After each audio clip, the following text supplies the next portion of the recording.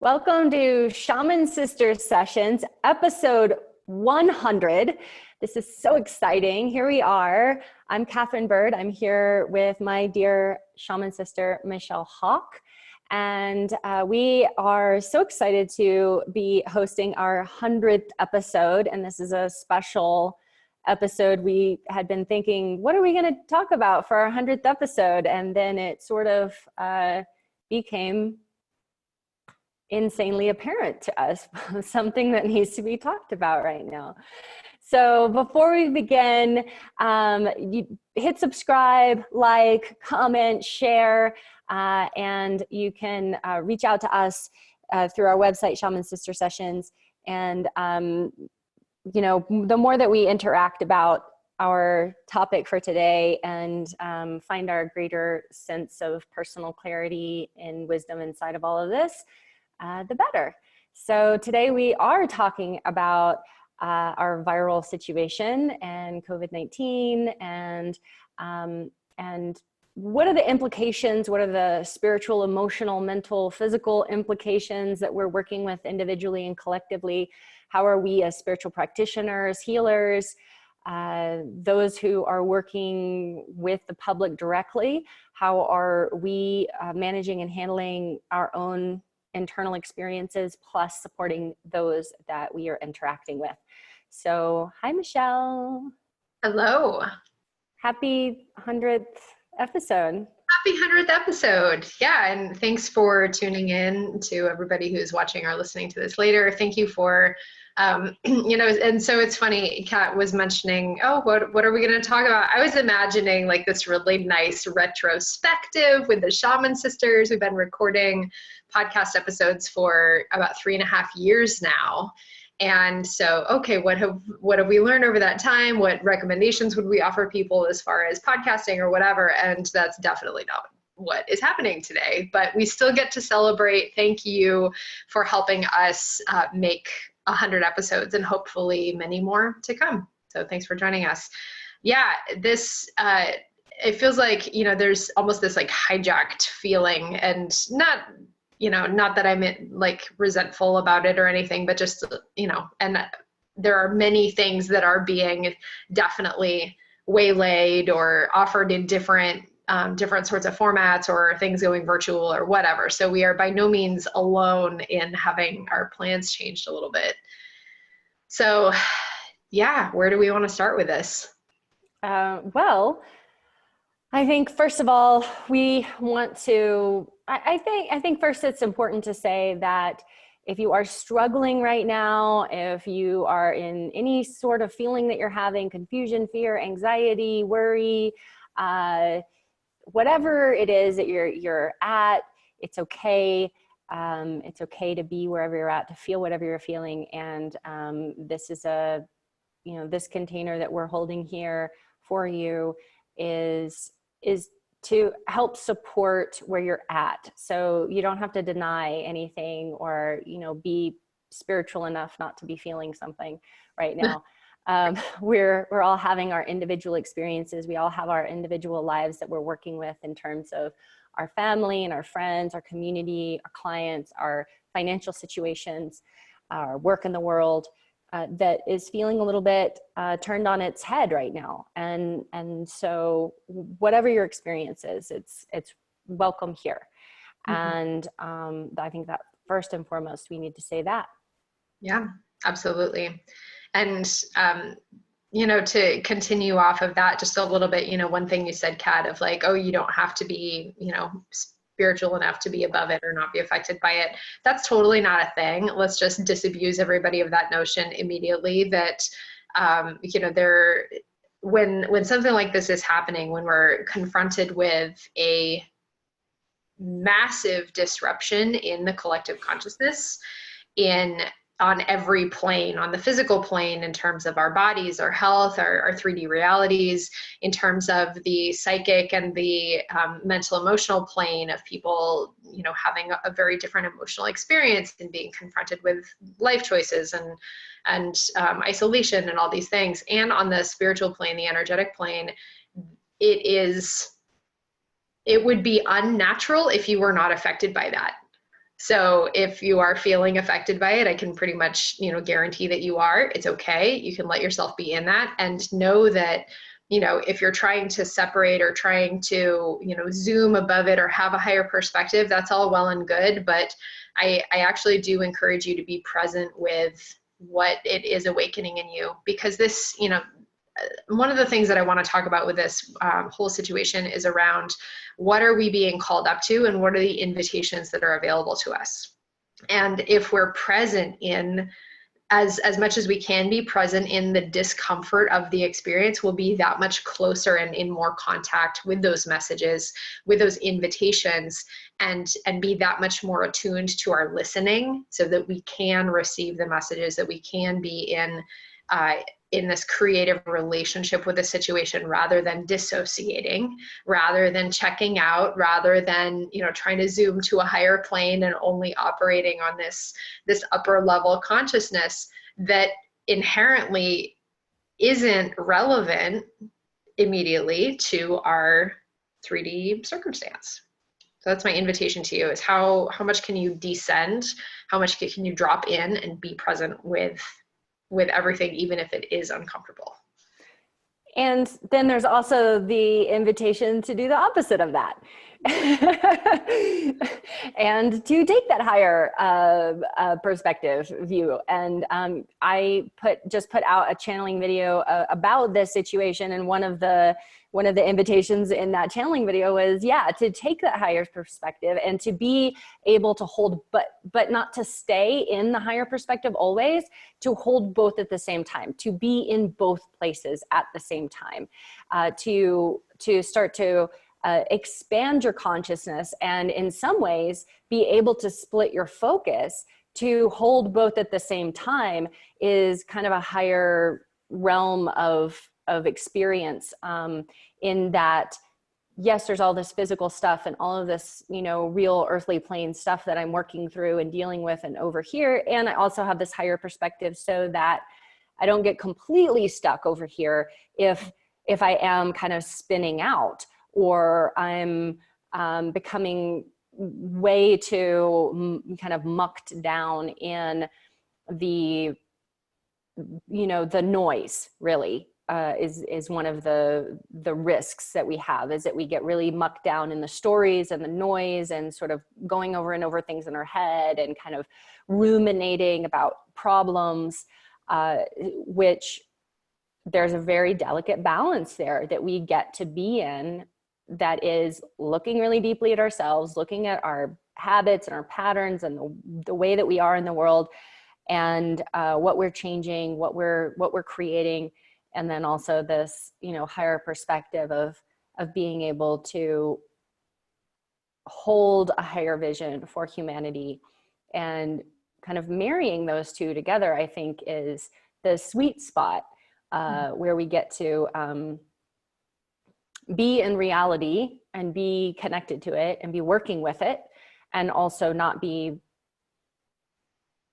completely kind of destroyed by the reality, because there will be a lot of people who they don't have tools, and they don't have practices, and they don't have things to go to engage with that higher realm thinking and feeling, and so they're gonna spin out, and so that's a little bit part of the collective experience that's happening right now. So we have to be present to everything, I think.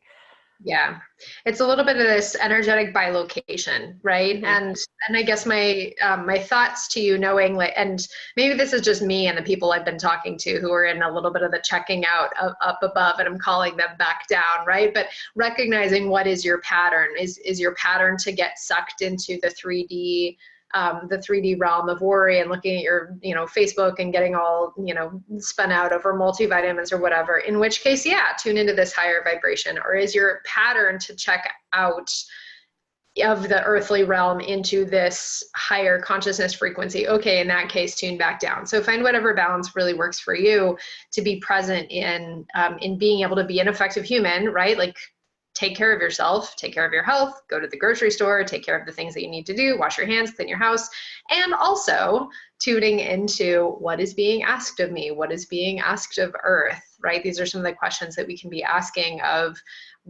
how can I support this collective unfolding of the next, or not the next chapter, who's to say, but this particular chapter in humanity and in the development of Earth, right?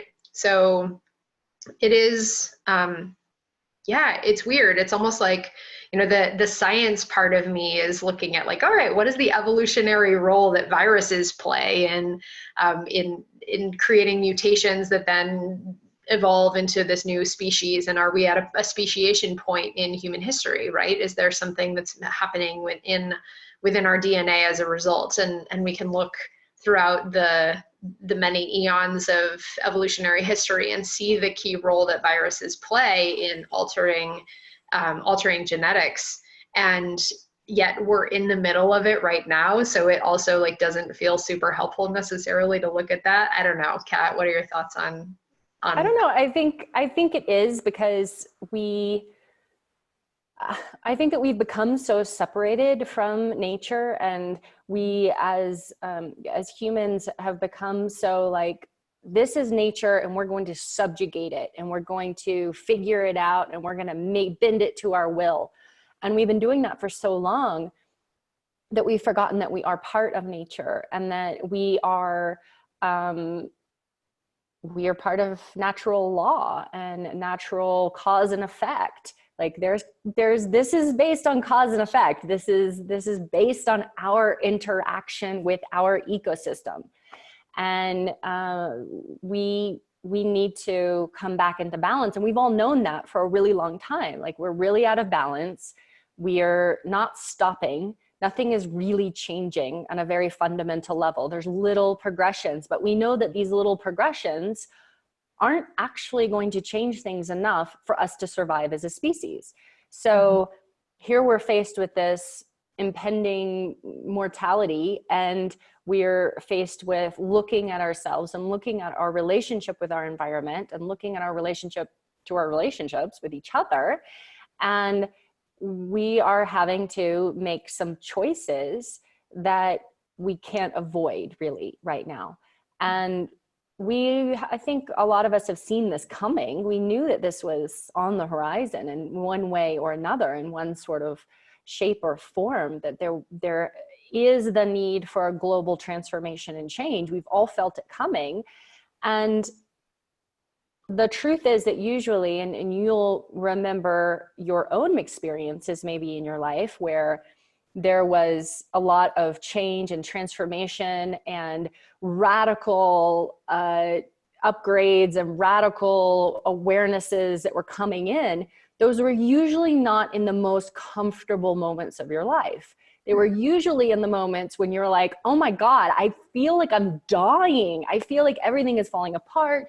I've lost my job, my house, my relationship. I don't know who I am. I don't know what I do anymore. I'm changing everything about myself. I'm, having all of this awareness of all of the trauma that I've been holding and all of the bad choices I've been making and the addictions I've been engaging in. And it's like in those moments is when we really dig in and we do the work and we change and we have an amazing transformation, an awakening to ourselves, an awakening to consciousness. And here we are as a collective in that exact same moment where we're collectively like, holy shit, we're dying. And both literally in people actually losing their lives, but then there's all of this other death that we're being presented with death of income and death of stability in our marketplace and lack of ability to count on different kinds of social structures that we've become used to, and our inability to soothe ourselves with massive amounts of shopping and doing and traveling and going and being busy and going to the office and engaging with other people and chitter chatting about a bunch of bullshit that doesn't matter. Right. this removal of distraction, right? And you know what, another piece that we're speaking to here is most people do not choose transformation No. for the sake of transformation, right? It's not like if someone's sitting around like, you know, perfectly content and happy with their lives, or, you know, just kind of whatever. And like, you know what, I'm going to decide to have this transformational experience. I'm going to decide to, you know, to go like for something very different and make a big change. No, people actually transform when there is something so uncomfortable about their reality that they can't not transform. Right. And we've been in this collectively, we have been in a global state of complacency for a very long time. Right. We watch the news and we see a continent burning to the ground. We see forests being decimated. We see waters being polluted. We see, you know, people just decimating wildlife populations. We see people hurting other people on massive scales based on, you know, economic gain and growth, and this unsustainable creating. And we're not actually doing anything. And it's very much the same as someone who is kind of going about their life focused on making money and drinking a couple bottles of wine every night and kind of being a shit to their partner and their kids, and, you know, not really, you know, caring about their impact in the world at all, and driving around being a jerk, and just, you know, sort of all of these pieces that are, you know, in this life, which maybe even from the outside looks amazing. Maybe this person has a big, beautiful house and a nice car and a beautiful wife, but they're a jerk and they're using up a bunch of resources and they're not contributing to the world in a positive way at all. And that person can just keep going and keep going and keep going and keep going that way with very much the I'm fine, everything's fine experience, until maybe there's one thing, like maybe there's one thing that occurs that causes that person to really look at themselves. And usually that one thing isn't more good things. It's usually like their partner leaves them, or they experience a loss in their life in some way. You know, they lose their job, or they realize that they're an addict, or they, you know, they lose something important. And when we lose something important, our heart grieves. And in the process of grief, it breaks open. And it breaks open to new possibility. And in that new possibility, we search for something else. And in that search, we start to discover ourselves. And that's where this whole thing has this amazing, beautiful potential, despite all of the pain and despite the loss and all of the struggle that people are obviously going to be going through, which is not nice at all. There is a very potent possibility that arises on the other side of this, that if you've been doing your work and you've been looking at yourself and doing your shadow work and maybe going to transformational retreats and medicine circles and working with, you know, healers and mentors and going to therapy and like really sorting your shit out, and you can see from this perspective of like, okay, this is what I've been doing, now we're doing it.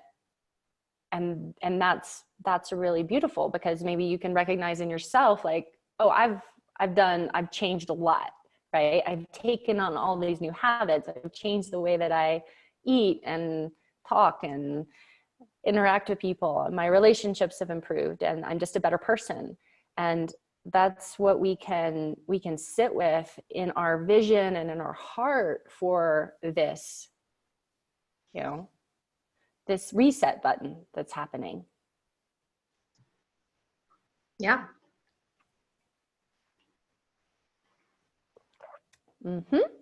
Sure. Because like Michelle's saying, right, we something that we've been talking about recently a lot, because we were talking about this through the embodiment process recently, and I think we're going to be talking about this. We're going to talk about this in a couple of future episodes too, but how we are changing our genetic code to be able to achieve a higher realm of consciousness and to go through this, you know, awakening on the planet.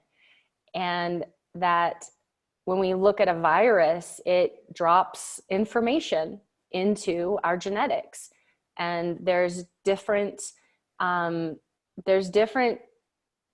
changes and transformations that the human animal has gone through over history, like you're saying, Michelle, where there have been moments when a virus has come in from some other animal or some other something, and it just dropped some sort of genetic information into us and changed us in some way.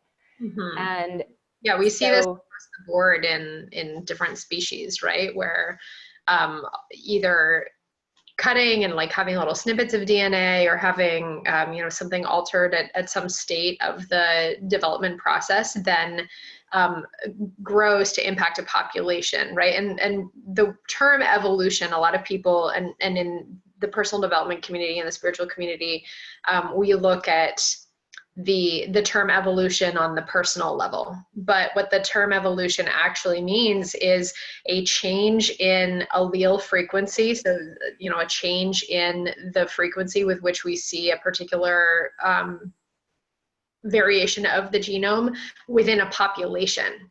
So when we're looking at evolution, the smallest possible unit at which we can observe evolution is a population. And that's what we're looking at right now. Not my own personal process of growth and development. That's not evolution, not our, you know, our community. It's what is this, you know, on the scale of hundreds and thousands and millions of individuals where we're seeing a substantial measurable shift over time from one generation to another. Right. And we are looking at something that in all likelihood, we will all get in our lifetime, like from here on out, even if there's the, you know, the studies that are showing, right, that this is probably in some way or another here to stay. And so it is going to affect us in one way or another. And on both the emotional level and then, but also in some sort of physical level and some sort of way that it's working with us. Right. And this, you know, as Kat was mentioning, where we've talked about, okay, people, you know, waking up and people having these experiences, envisioning for a new earth. And we know from how energy flows through the scale of density, we know that energetic transformation happens first and fastest and easiest on the etheric level. So at the higher self level, at the soul contracts level, karma, past lives, you know, working within this very subtle realm, that's where transformation begins. And then it starts to flow through into the consciousness, into the, you know, the heart, mind, and then which is a little more dense, right? And then finally, as we go down, transformation lands in the physical level, meaning our bodies, our, you know, our environment, the planet. And that's where it takes the longest because it's the most dense and it is usually the most uncomfortable. So we have collectively, again, been in this transformation process for a long time, right? But it's been working its way through the layers of density. And we've had, you know, this is another piece that came through when, you know, when I was doing my alchemy graduation last weekend. P.S. graduated my second cohort of I Am Alchemy students in other news. Yay. And, you know, when we were doing some channeling work and doing healing work for the collective, one of the pieces that came in was this virus is not unique in terms of our earthly experience of having this like upheaval disruption of frequency. It's just a really big one that's happening right now and affecting the entire planet instead of, you know, this continent or these countries, right? Now that we're working on the mass scale. But again, it's this process of transformation and awakening and shift and change that's been percolating through the layers of energetic density, that now we're seeing another layer of this 3D manifestation, and it's really uncomfortable. It's very disruptive. And so again, from that higher perspective, there's nothing wrong, right? From the soul level perspective, there is nothing bad, and I'm using air quotes, if you're listening to this, there's nothing bad or wrong about what is currently happening. And yet from our human perspective, there is enormous loss, there is enormous devastation, there's enormous disruption, there's enormous pattern breakups happening. And that's part of the reality of transformation, is we must have death in order to move through the purification and rebirth process. Mm-hmm. It's unavoidable. Right. It is part of the process. And that's one of the reasons that we study and we embody through our practices alchemy. And we work on understanding. And if you are interested, we have a lot of episodes that have all different kinds of relationships to alchemy. So go back and check those out. And the alchemical process, we have one on. And that will really help you understand that all transformation and change has a very consistent process that it works itself through. And so it doesn't just flip-flop from, here to here. And we've sort of had this very, I don't know, maybe like Disney movie kind of ideal expectation that we were going to like go through this awakening and we were just going to be like, oh, it just flipped on a switch and now ding, we're all enlightened and cooperating. And that's not how transformation works. That's not how change occurs.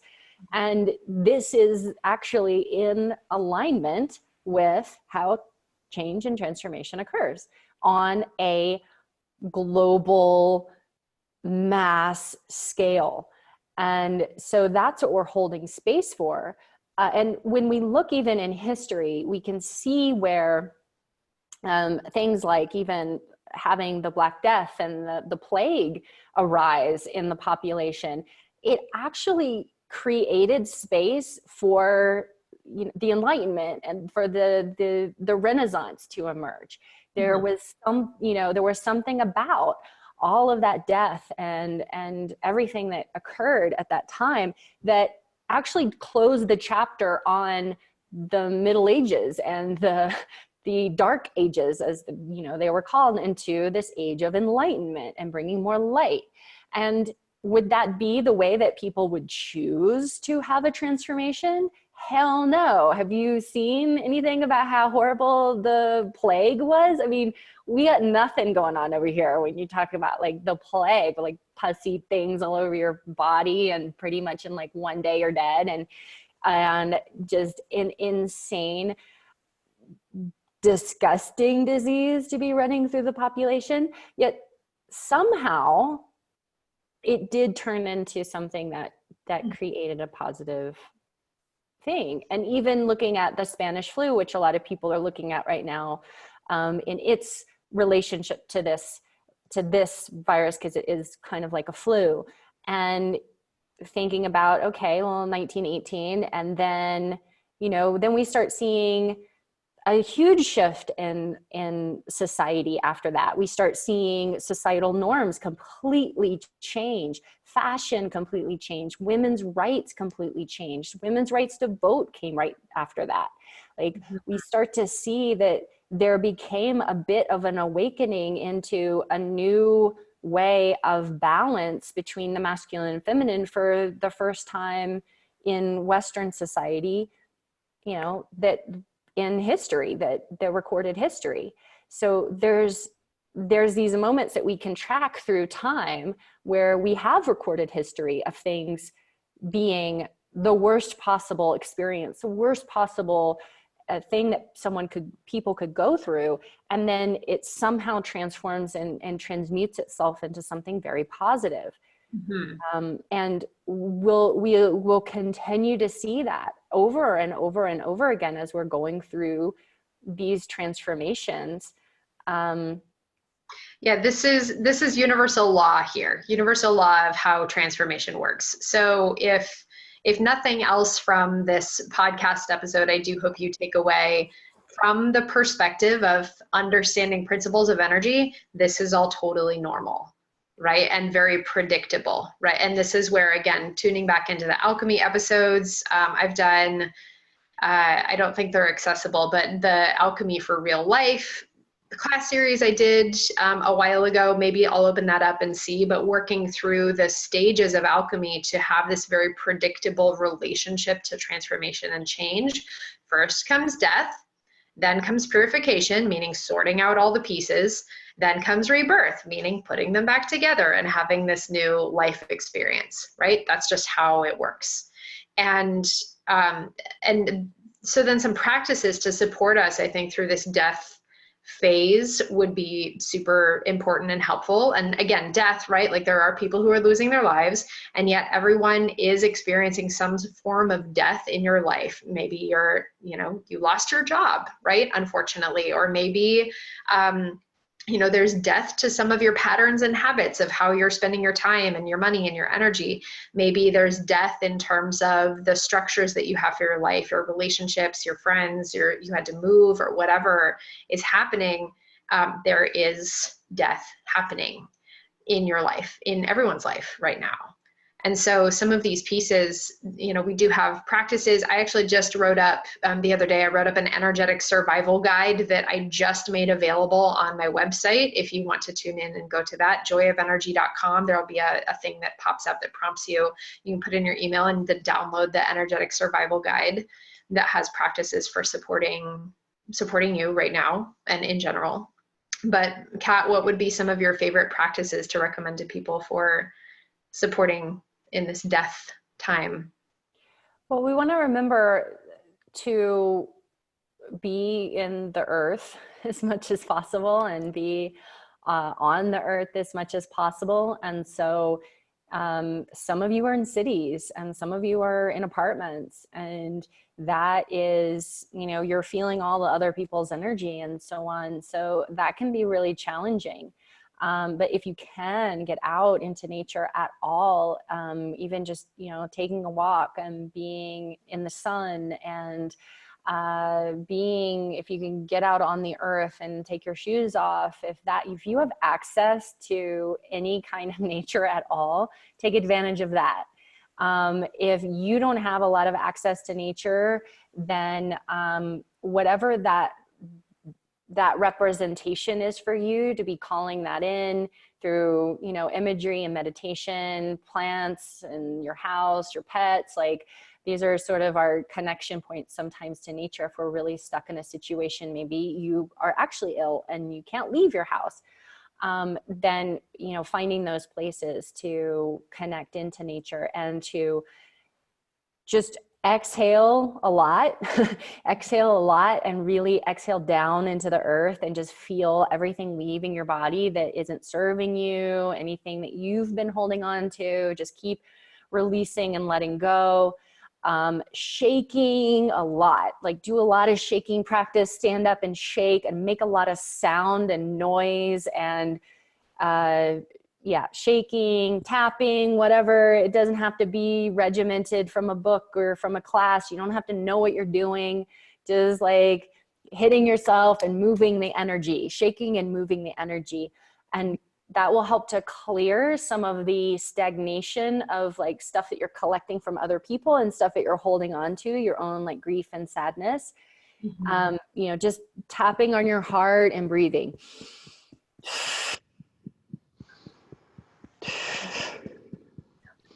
Using the ha sound, ha, ha, and just releasing and letting go of some of that, stored and stagnant energy is going to really serve you right now. Yeah. Burning stuff. If you have burning stuff, setting things on fire. Right. Yeah. Do have your candles, and you can throw energy into the candle, don't blow the candle out, but breathing things into the candle to be transmuted. Maybe if there's anything in particular that you want to invite more death into your life. Let me explain what I mean by that. But maybe you're coming into some reckoning of like, okay, this actually I want to share this. This feels important. I'll put a little bookmark here and then I'll explain this other thing, and then we're going to come back to this inviting death into your life. So I was mentioning this to Kat the other day when I was tuning into some of the activation possibilities that are available to us as a planet. And one of the archetypes that was showing up to really support this, actually, when I think about it, both archetypes that were showing up very obviously are both related to death in some way, one of which is the Valkyrie. And Valkyrie's been showing up a lot lately. She's the psychopomp, the raven death goddess of Norse mythology, who carries souls of soldiers slain in battle to the underworld, to Freya or to Odin.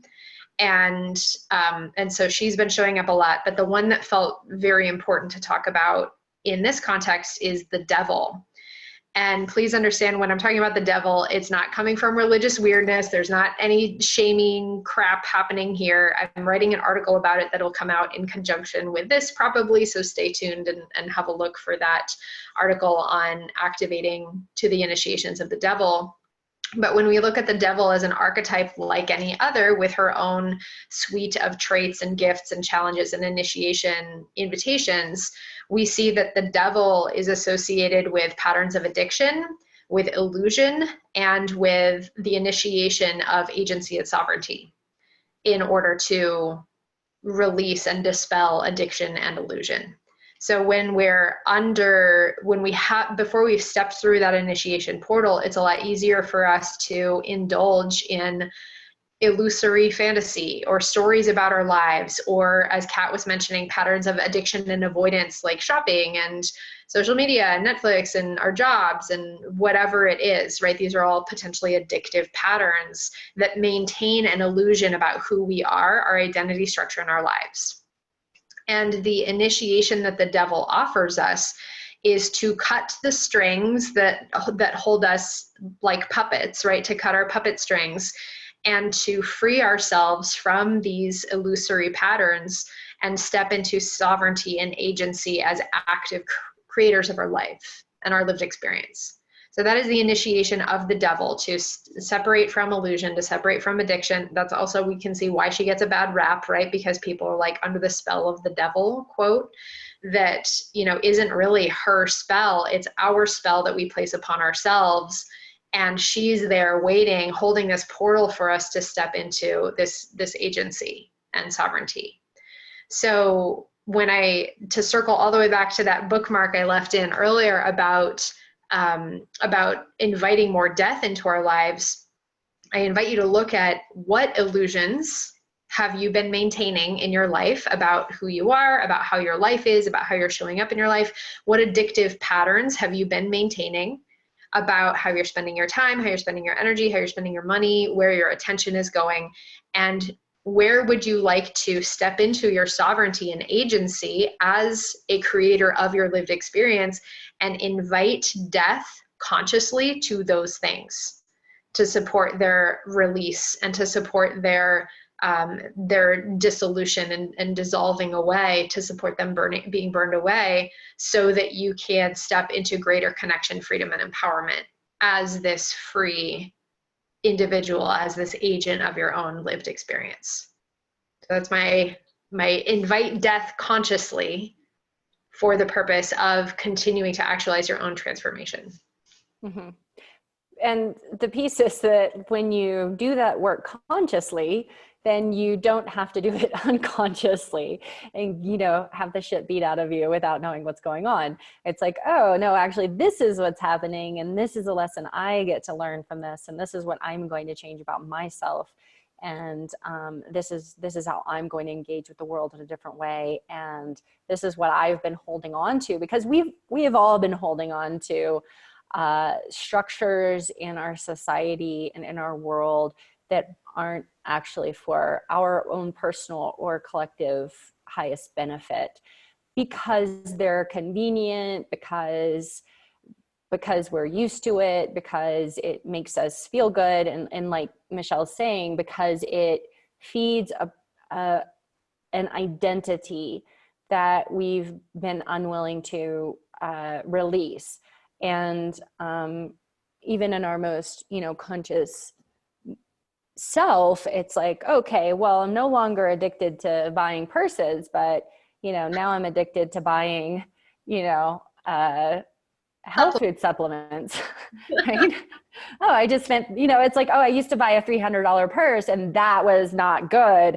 But now I just went and bought $300 worth of supplements. Oh, look how great I am. Right. And it's like, well, but I mean, yes, it's great. That's wonderful. Go Well, for your supplements, but what's the energy underneath it really is what you're looking at. It's not that, oh, you didn't need those supplements, you shouldn't buy supplements. No, you might need those supplements and you should buy them. But it's like, am I buying this stuff because it's soothing me inside? Right. And I'll just call myself out on that. Like, I was totally taught as a child to soothe through shopping and buying and having more stuff. And so I know that if I'm feeling sad or stressed, that a go-to for me would be to go shopping. Only I don't, you know, like, I don't engage in the exact kind of consumerism that maybe I used to, but I'll be like, oh, but it's okay. Consumerism is okay if I'm going to the metaphysical store and I'm buying a new Kuan Yin and I'm buying some books on, you know, consciousness, and that makes me feel better and it's soothing my inner child. And I'm going to the co-op and I'm buying, you know, all of the fancy things, and that's soothing the part of me that doesn't want to actually just sit in my shit and be like, wow, I'm really sad, or I'm really upset, or there's something I need to change. So it's the energy underneath what we're doing that we want to be looking at, right? yeah, is it pattern transference, or is it, you know, essentially like taking an addictive pattern that you already have and switching it to a different expression?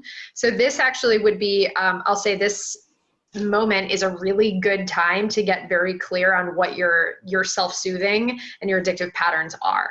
Because, for example, imagine that, you know, maybe a pattern, an addictive pattern that you have is like, oh, I don't like to be alone with myself, so I'm going to make plans with other people and go meet people for happy hour. Oh, all of a sudden all the bars and restaurants are closed, so you can't go meet people for happy hour. Okay, now I'm noticing all of a sudden that I'm buying a lot more wine than I used to, and that I'm talking on the phone with my friends every possible chance that I can get. And I didn't used to do that. Okay, why am I doing that? What is that giving me? Is it coming from a place of consciously wanting to support my community and receive support from my community and, you know, communicate with the people that I care about? Or is it coming from a pattern transference where I used to have my needs met in this particular way that I no longer can, and now I'm meeting them in this other way? So Right. Right. this, And that can be the same for, like, yeah. you know, serial dating and, you know, needing to be at the fancy event, or I can feel into some of our conscious community where there is this like, well, we should be gathering anyway. And it's just like, you're like a weekend, dude, calm down. Like, you know, you can, you know, I think you're okay without a cuddle party for a little while. And there are some people who are really struggling with that because they are getting so much out of the community vibe, the community gathering, the reflection, this is my place in the community, this is my identity in the community, I'm this person in the community, you know, this is my go-to, I get my love from here, I get my appreciation, I get my validation from here, this is where I'm seen, this is where I'm witnessed, this is where I'm powerful. And when we take that away, then we might have to sit in the fact of like, oh, I actually should be giving those things to myself.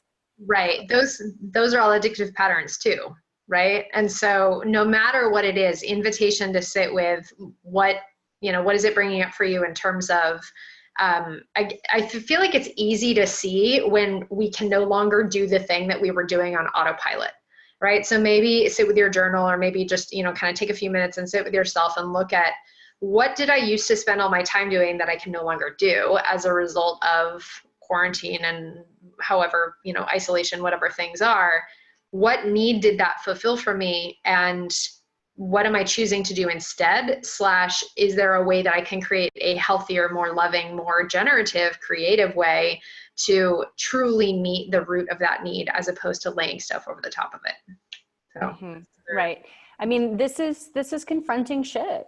This is like, okay, wow, I am doing this to avoid actually being with myself. I'm doing this to avoid loving myself. And when we realize that, we're like, oh, fuck, I was doing all this work and I thought I had gotten so conscious. Now, wow, oh, man. I mean, I can see myself in, you know, just an example of this. Like, I can see myself, like, I'm in my kitchen cooking. I have a ton of food in there, but I can feel myself being like, if I'm like, oh, well, maybe I need more of this, or maybe I need more of that, right? Maybe, oh, I need to make a list. Cause that was usually like, I'll have in my kitchen, right? I'll have a list of the things I need to buy at the store. And there's some sort of fulfilling thing that I get out of making that list and being like, imagining myself even going to the store to purchase these things. Like I can track it in myself as we're going, right? And even I have someone coming as they're traveling across country today, and I'm like, oh, well, you know, maybe I really do need to go to the store to, you know, just in case, like, what if I got, you know, she brought something and I got quarantined, and I really know maybe I really do need to make sure that I have an extra jar of ghee because, oh my God, what if I ran out? And oh my God, you know, there's this stuff that comes up inside, and that is hooking into, you know, our fear of not having enough, our fear of being, you know, without, our fear of being without, you know. And you might recognize this if you do any fasting and you've done fasts or juice cleanse or whatever. There's typically at the very beginning, there's sort of this, the body kind of goes into this weird space where it's like you're dying and you need, and you don't need, you're going to be fine. But the mind and the out of like, I can't wait to eat again. Yeah. the microbes inside the body and the mind and all of this chatter starts up where it's like trying to get you to consume to soothe. Mm-hmm. And it's highly uncomfortable generally at first when you're fasting. First couple of days, you're like, oh, it fucking sucks. I want and I need and I'm dying and and your emotions come up and you start to see things about yourself. And in that process, you know, you eventually get to a good place where you're like, oh yeah, this is fine. I don't actually need so much. But we're in that where we get to see, right? I get to see my patterns of like, there's a certain amount of soothing that I receive from, you know, having this relationship to my food and having this relationship. And now there's this kind of little wrench being put into the system around, well, food. And that's so basic. It's such a basic need. And we're so used to being able to go to the store and getting whatever, and all of a sudden now there are empty shelves, right? Right. And this is also, I think it's reactivating in quite a few of us. Maybe if you did have a childhood where there was poverty, or your grandparents and your genetic code were in the depression, and in your genes there is that connection to the depression and to not being able to have food and what that meal feels like. Or maybe you have grandparents that were in the Holocaust, or in different places throughout the world where lack of food, lack of basic needs, it has been a real thing, and that's still in us. So it can reactivate that energy, and you might be like, why am I so freaked out?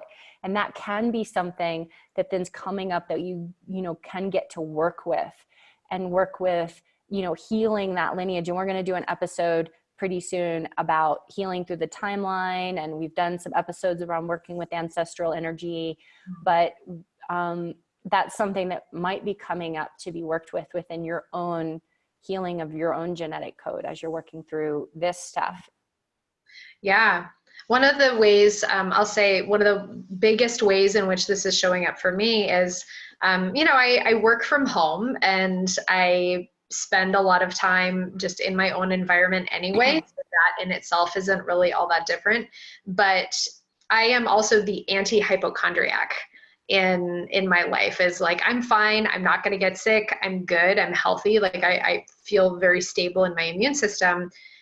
But the big thing with COVID-19 is it's not just about the personal immune system, it's about the network of, who knows, like there are dozens of ways in which I could have been exposed to this already, through going to the grocery store last week, right? Because it can incubate for a long time, to, I walked by someone on the path yesterday when I was hiking and there wasn't 6 feet of distance, and who knows, like they could have breathed on me, whatever. And then the implications for beyond me, where, okay, I saw my parents several days ago and I hugged my parents, right? And my roommate she works for the prison system, and she works in the intake prison for all of Oregon. And so, looking at the implication of, and all the safety protocols that they're putting into place to make sure that the adults in custody are safe and healthy. And I can't imagine if I were to be exposing her to something, or she were to get exposed to something, and then she were to go into the facility and then expose thousands of people all over the state in this thing. And right now it's okay, so keeping fingers crossed, but that is the part that's really a little bit staggering to me. Is it's not Right. It's not just like I feel really good about my own health, like that feels really safe to me, Right. but it's so much bigger than that. It's so much beyond that I have no control over. Right. And I think that that's the important thing to remember. And a lot of times in our spiritual communities, and we're healthy, right? We spend a lot of time doing practices and eating well and being, in a good vibration. And we're like, oh, I don't ever get sick. What's the problem? And so it really is taking the focus off of self and onto other, just because we're medically not prepared for this. Because in places, even in Seattle, I was messaging with someone who works for the fire department in Seattle, and is like, well, half the firefighters are in quarantine right now. And 2/3 of the doctors and nurses are in quarantine. So the other doctors and nurses are working 24 hours a day, 7 days a week. So that is an enormous strain on people who are constantly of service. And then there aren't enough ventilators for people. If we really start to get sick, hospitals just don't have ventilators. So if someone needs a ventilator and there isn't one, they die. Like that's just how it works, because they can't breathe. So they can't get oxygen. So it's not about us, and it's not about being afraid, and it's not about like, oh, I'm so afraid, you're so afraid, or if anybody tries to shame you for wanting to just stay home and are like, oh, well, you're just feeding the fear. It's like, no, you're not feeding fear. You're just being conscious of others and others' health and safety right now until we get further down the road. It's this weird, and I want to throw the word selfishness in there, because I was talking about that with somebody last week with one of my clients, or it was even just a few days ago, around this idea of, yes, I'm isolating, right? But it's not for me because I'm not worried about me. Like I'm isolating because there are lots of other ways in which I could have interacted with this, and I don't want to impact somebody who doesn't have a strong immune system, right? So it's this almost like looks like a selfish thing to remove our families. And I've talked with other friends who are taking their families off the grid and really like having a very isolated experience with their children, etc. And it's like, well, it's not for them. It's because they have 90-year-old parents, right? And they can't go see their 90-year-old parents, right? So it's this almost redefining this selfish / selflessness, and how our, like, getting some very stark perspective, like very dramatic perspective on the potential implications of our seemingly thoughtless or everyday actions, like going to the grocery store, right? And I haven't been to the store in a week. I went Thursday last week. And now I'm sort of wondering, okay, what is that going to be like, where, you know, I'm bringing something with me to like spray down the cart and like not touching my phone while I'm in the store, and, you know, looking at, again, not only what could I be receiving, but as a potential, I have no idea if I'm infected. As a potential carrier, what is my ethical responsibility if I'm interacting with something that other people are touching? And so it's a lot of questions around, I think, throwing into a very stark highlight. How are we doing this in other areas of our lives? What's our energetic hygiene like? What's our emotional relationship with other people like? Have we been, you know, spraying our energy and our emotions everywhere? Are we, you know, looking at this way in which we are so deeply interconnected, and how are those connections healthy and helpful and vital and thriving and serving us? And how might they potentially be impacting others in negative ways that we never could have imagined? There's a lot of things that we can look at as a result of this. Truth. Yeah. Yeah. Yeah. Anything else you want to tag on this, Michelle? I feel like we could go so. Yeah, we could, but. Oh, is it, Kat, I want to ask your permission, because I know you're writing an article about this, the 5D thing. Are you okay if we touch upon that a little bit? I don't know. Yeah, I don't know if I mean, I guess we could. Or we could save it. I don't know. And so I totally apologize. Y'all are getting a huge teaser right now with that. Just follow Kat's work, follow Kat's writing, Okay. and see what's going to come up with that. And, you know, we'll just leave that there. Suffice it to say, what I will say is that, you know, both of us we've been talking with each other and talking with our other members of our community about what is being asked of us. So I think that's where I'd kind of like to end it today, is like, what is being asked of you as a citizen of Earth, as a light worker, as a wisdom keeper, as someone who is going through this awakening process for yourself. It is, of course, our process and our practice impacts other people, and it is now becoming more and more obvious how our practice is impacting other people. So I think that's the big invitation I'd like to leave you with today, is how are you being called up?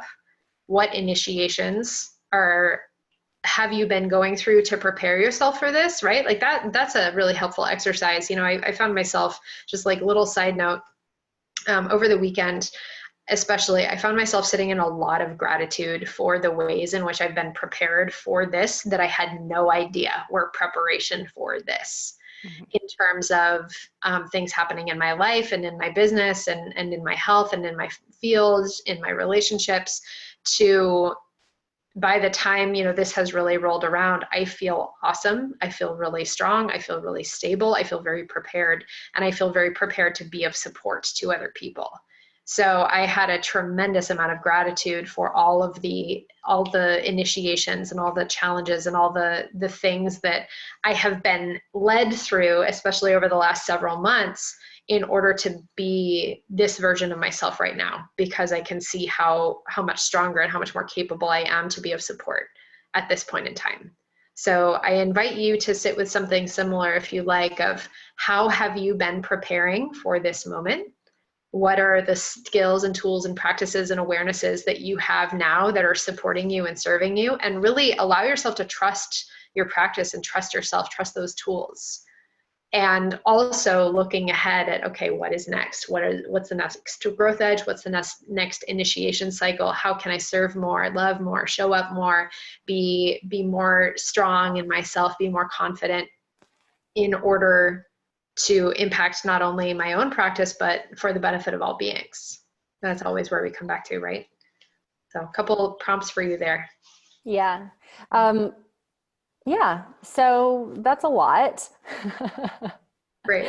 We're leaving you with a lot. And again, if you feel like you would like to comment or reach out to us, you can do that through YouTube, through our webpage, Shaman Sister Sessions, or through email, shamansistersessions@gmail.com, or reach out to us via Facebook. We're around. We're doing lots of other things. Michelle, what do you have? Yeah, I have, again, that energetic survival guide that I wrote recently that you can download from my website. So go to joyofenergy.com, and there are a couple places, there should be something that pops up, or scroll down the page. There's some places you can put in your email address and you'll be able to download the free workbook. It's got practices for energetic survival, so clearing, grounding, protection, cultivation practices.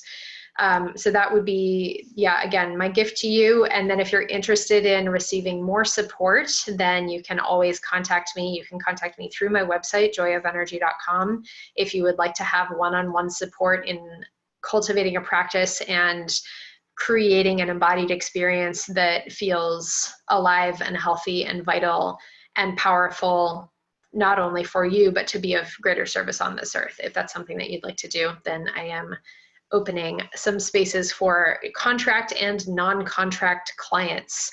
So I do typically ask a 6-month commitment to work with me, and I do encourage that. However, things being what they are, I do have a couple of spaces open for shorter sequencing of sessions if you need kind of some touch-up help. So that's available for now. Again, reach out to me if that's something that you want, and we can talk about how I can support you. Great. Yeah, and if you are looking for support and connection and community, I am hosting some free support calls, for group calls, for community check-in, collaboration, support, prayer, practice. I'm going to be hosting those for a little while. I don't know how long. And so get on my email list, reach out to me on Facebook, somewhere like that, and to get access to those. And yeah, right now I'm just kind of working on a new membership platform that I'm going to be hosting so that I can work with people at a more reduced rate, and people can get access to me, and doing more meditation, internal energy work, and standing energy work, Qigong practices, and receiving coaching and channeling and all the things. So there's going to be ways to engage with continuing to receive mentorship and support as we're going through this process. Things will shift and change and grow in different directions, but know that now is probably a good time to reach out and get support, because we're shifting things up and being a little bit more flexible in our ways that we work with people. So if you feel called, do that. And yeah, one other note about this, I just had a session with one of my clients earlier this morning, who said to me, Michelle, I realized more than ever before in this time that I'm the person that people call for help. And she was saying, how grateful she was to have this work with me, this one-sided support, where she knows the entire time that our entire relationship is me showing up for her. So if you're watching this, I'm guessing you might also be the person that people ask for help, or maybe, you're the person that supports your family, or, you have a lot of people that come to you because of your heart and your spirit, etc. So if you want, it is really, really helpful to have somebody in your corner whose job it is literally to support you. So yeah. I underscore the importance of that. I have people like that in my life. I have people who I invest in to support me, where we have this one-sided care relationship. Kat, I know you do too. You have mentors and teachers and people who support you. So it is, I would say, vitally important and necessary to have someone that you can go to. So whether that's me or Kat or somebody else, whatever, but please do consider bringing somebody on your team to be in your corner for this big initiation cycle of Earth. Mm-hmm. Yeah. And if you would like to just lovingly, from your heart of abundance, share with us so that we can continue to produce our podcast and have this available for you, you can do that through Patreon. And that's patreon.com/Shaman Sister Sessions, I believe. Michelle, yeah? Yeah, Patreon, patreon.com/Shaman Sister Sessions, or you can send us a donation via PayPal to shamansistersessions@gmail.com, because we want to keep this podcast free. It does cost us some things in terms of production and uploading costs and fees, etc. So please help us maintain this free resource for you. Yep. And be on the lookout for our next episodes. This is kind of a bonus episode, but we generally are releasing new episodes the first and third Thursday of every month on YouTube, Spotify, Stitcher, iTunes, and go ahead and subscribe and comment and like and share and all of those things. And if you feel supported by our work, we're really supported by you simply sharing with your community.